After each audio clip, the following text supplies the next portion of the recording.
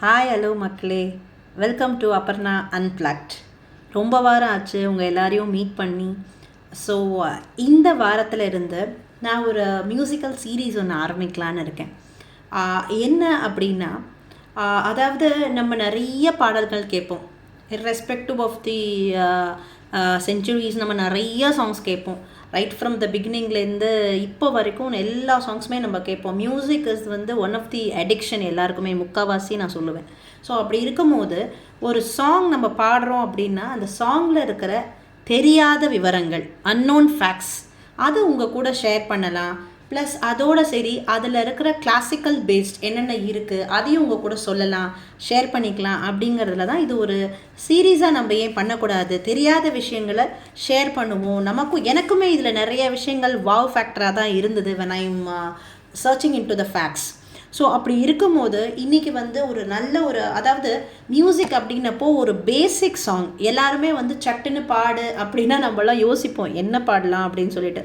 So டக்குன்னு எல்லாருக்குமே பிடிச்ச ஒரு பாடல், பேசிக்கான ஒரு பாடல் அப்படின்னா ஒரு குழந்தைலேருந்து பெரியவா வரைக்கும் எல்லாரும் லைக் பண்ணுற சாங், அதே சமயத்தில் எல்லாருக்கும் ஒரு டக்குன்னு பாடக்கூடிய ஒரு பாடல் அப்படின்னு பார்த்தீங்கன்னா யமுனை ஆற்றிலே song from Thalapathi movie. Thalapathi movie பார்த்தீங்கன்னா 1991 மணிரத்னம் சாரோட டைரக்ஷனில் super star Rajinikanth sir, Shobana madam, Mammootty sir நடித்த ஒரு மாஸ்டர் பீஸ். நம்ம அரவிந்த் சாமி சாரும் நடிச்சிருப்பார். So such a wonderful blockbuster மூவின்னே சொல்லலாம். ஸோ இதை நம்ம ராஜா சார் இசையமைப்பில் வாலி சாரோட வரிகளில் அற்புதமான பல பாடல்களை கொடுத்த ஒரு நல்ல மூவினே இதை நம்ம சொல்லலாம். ஸோ இதில் நீங்கள் பார்த்தீங்கன்னா நான் எடுத்துருக்கிற சாங் என்னென்னா, இது ஒரு பேசிக் கிளாசிக்கல் சினி சாங்குன்னு சொல்லலாம். என்ன சாங் அப்படின்னு பார்த்தீங்கன்னா இப்போவே எல்லோரும் கண்டுபிடிச்சிருப்பீங்க. இட்ஸ் யமுனை ஆற்றிலே ஈர காற்றிலே கண்ணனோடு நான் ஆட, பார்வை பூத்திட பாதை பார்த்திட பாவை ராதையோ ஆட அப்படிங்கிற சாங். ஸோ இந்த சாங் பார்த்தீங்கன்னா இந்த சாங் பின்னாடி இருக்கிற தீம் என்ன அப்படின்னா, அதாவது ராதை கிருஷ்ணருக்காக ஏங்கி யமுனை நதி கடலோரம் அவருக்காக காத்திருந்து ஒரு கனவுல அப்படியே லயப்பட்டு, அதாவது சோபனா மேம் நம்ம ரஜினிகாந்த் சாருக்காக ஏங்கி பாடுற மாதிரி அதை சிங்க்ரனைஸ் பண்ணியிருப்பாங்க. ஸோ இந்த பாட்டோட தீம் என்ன அப்படின்னு பார்த்தீங்கன்னா இதுதான்.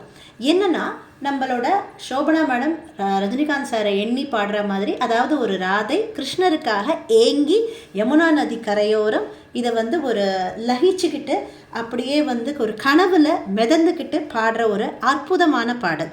ஸோ இதை ராஜா சார் எப்படி இதை பண்ணியிருக்காரு அப்படின்னா, ராஜா சாரை பற்றி தான் நமக்கு தெரியுமே. அவர் ஏனோ தானோன்ற மாதிரியான ஒரு ஒரு ஒரு லவ் சாங், ஒரு ஏக்கமான சாங்னா டமால் டிமில்னு போட்டுற முடியாது இல்லையா.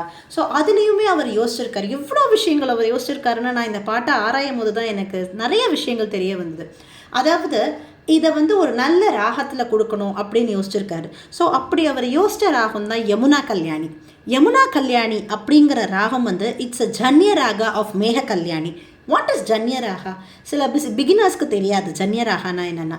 ஜன்ய raga is nothing but a bond, அதாவது derivative from Melakarta Raga's.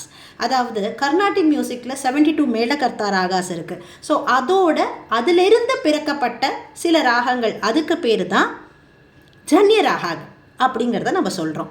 So parenting Raga's அப்படிங்கிறது மேலகர்த்தா ராகாஸ், அதிலிருந்து பிறக்கப்பட்டது தான் இந்த ஜன்ய ராகாஸ்.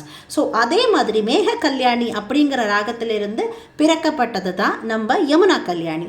ஸோ இந்த ராகம் இதுக்கு மெயின், இந்த ராகத்தோட கோர் என்ன, சாராம்சம் என்ன அப்படின்னா, இந்த ராகத்தில் பக்தியும் இருக்கும், ஸ்ரீரங்கமும் இருக்கும். ஸ்ரீரங்கம்னா அழகு.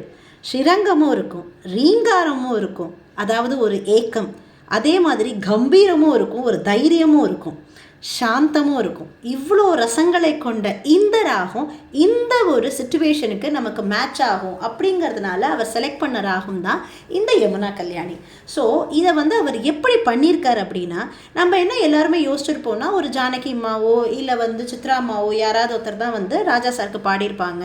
இல்லை somebody else more then that அப்படின்னா சுஜாதா மேம் இல்லை ஒரு பின்மினி மேடம் யாராவது பாடியிருப்பாங்க. இப்படி தான் நம்ம யோசிச்சிருப்போம்.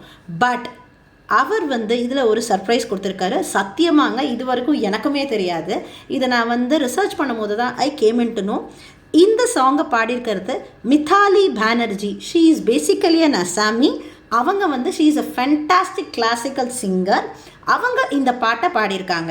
அதாவது ராஜா சார் ஒரு விஷயத்தில் ரொம்பவே கிளியராக இருந்தார். என்ன அப்படின்னா, இந்த மாதிரியான ஒரு எமோஷ்னல் சாங், அதாவது தளபதியில் வந்து நிறைய சாங்ஸ் வந்து இவங்க பாடியிருக்காங்க, சித்ராம்மா பாடியிருக்காங்க, ஜானகிம்மா பாடியிருக்காங்க. So he don't want any repeated voice.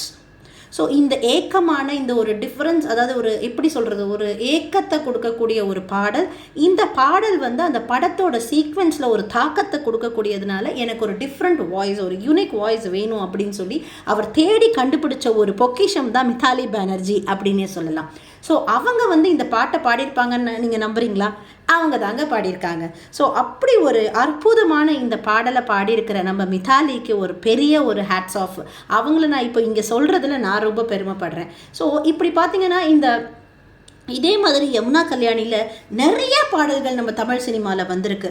அதாவது அந்த காலத்தில் நம்ம எம்எஸ்வி சார் மியூசிக்கில் பார்த்தீங்கன்னா, அத்திக்காய் காய் காய் ஆலங்காய் வெண்ணிலவே தித்திக்காய் காயாதே என்னுயிரும் நீ அல்லவோ, மன்னவன் வந்தானடி தோழி சிந்தனை செய் மனமே, அந்த சாங். அதுக்கப்புறம் கேட்டதும் கொடுப்பவனே கிருஷ்ணா கிருஷ்ணா. அப்புறம் நம்ம தாய் மூகாம்பிகை படத்தில் வந்த ஜனனி ஜனனி ஜெகம் நீ அகம் நீங்கிற சாங். இதெல்லாம் தாண்டி ஓரளவுக்கு கொஞ்சம் ரொமான்டிக் சாங்ஸ்ன்னு பார்த்தீங்கன்னா இந்த யமுனா கல்யாணியில் வந்தது, நான் என்பது நீ அல்லவோ தேவதேவா, சிறு கூட்டுல உள்ள கோயிலுக்கு ஒரு 100 ஆசை.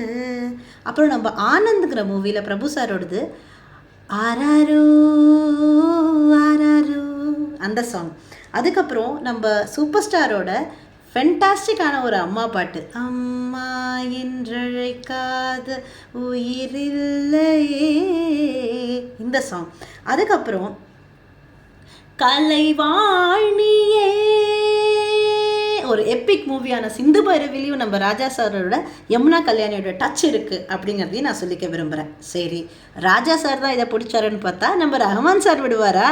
அவரை பாருங்க, வராக நதிக்கரை ஓரம் ஒரே ஒரு பார்வை பார்த்தேன், புறாவ நில்லுன்னு சொன்னேன், கனாவா ஓடி மறைஞ்சேன்.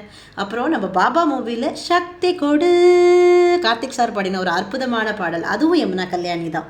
அதுக்கப்புறம் ஆஹா படத்திலிருந்து முதலில் பார்த்தேன் காதல் வந்ததே, எந்த மாதிரியான ஒரு சாங்குங்க இதெல்லாம், நம்ம தேவா சார். அதுக்கப்புறம் இந்த பாட்டை நீங்கள் கேட்டிங்கன்னா சான்ஸே இல்லைன்னு சொல்லுவீங்க. அப்படி ஒரு சாங் லவ் டுடே மூவிலேருந்து, நம்ம பழைய லவ் டுடே விஜய் சார் மூவிலேருந்து, ஏன் பெண் என்று பிறந்தாய், ஏன் என் கண்ணில் விழுந்தாய்.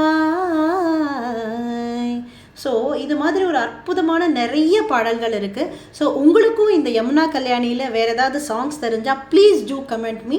இதை ஒரு சீரீஸாக நான் கண்டினியூ பண்ணலான்னு இருக்கேன். ஸோ ஒரு சாங்கை பற்றியும் உங்களுக்கு எனக்கு தெரிஞ்ச ஃபேக்ட்ஸை நான் ஷேர் பண்ணுறேன். உங்களுக்கு தெரிஞ்ச ஃபேக்ட்ஸை please do comment me and support me guys. Thank you so much. See you soon.